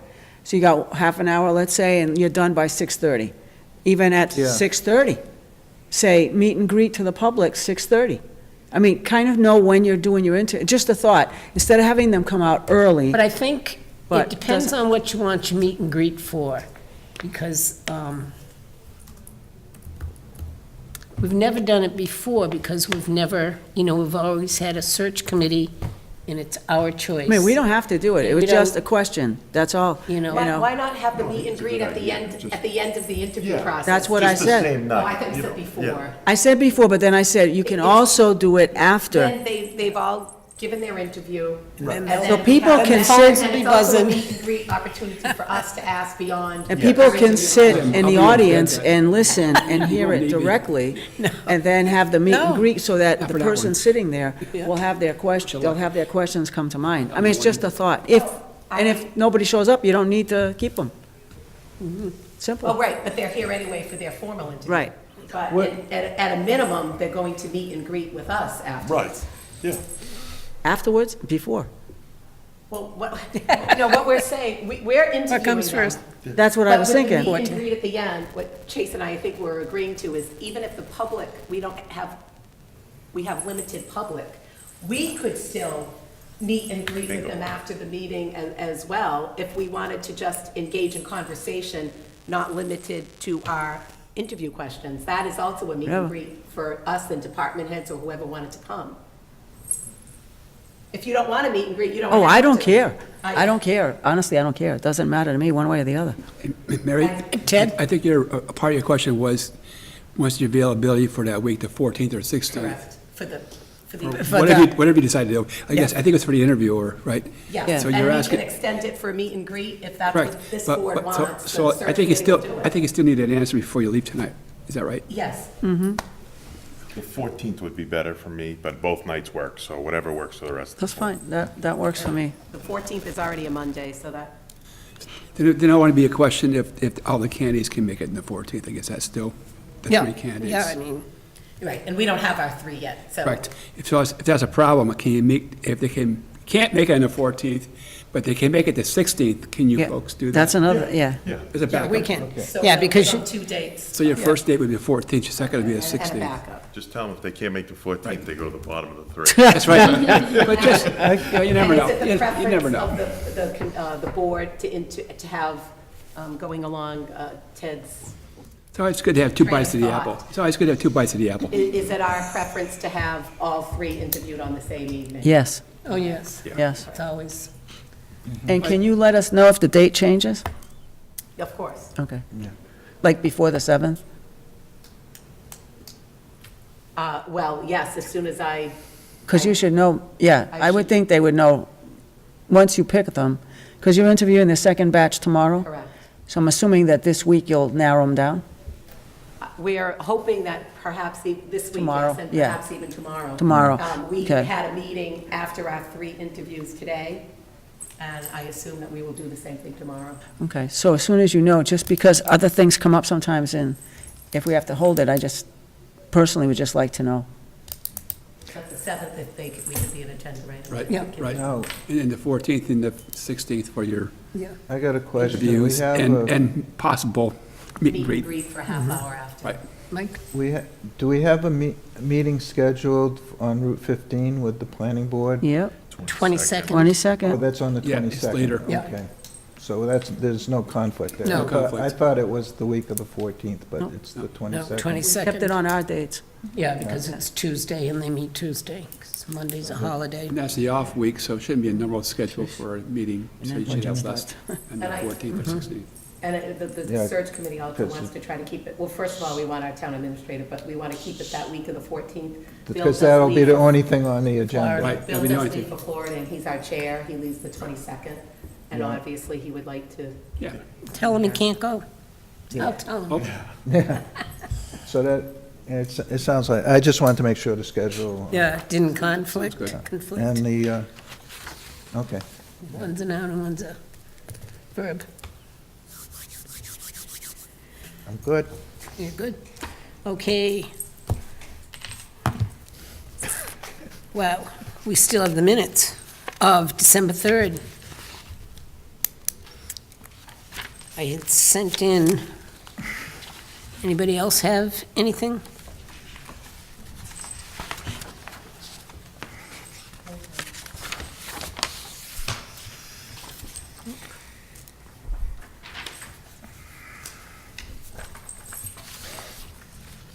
I don't think I had any change between this time and time, but.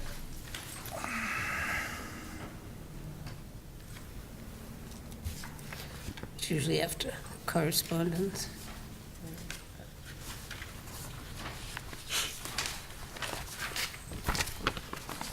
Pull that out.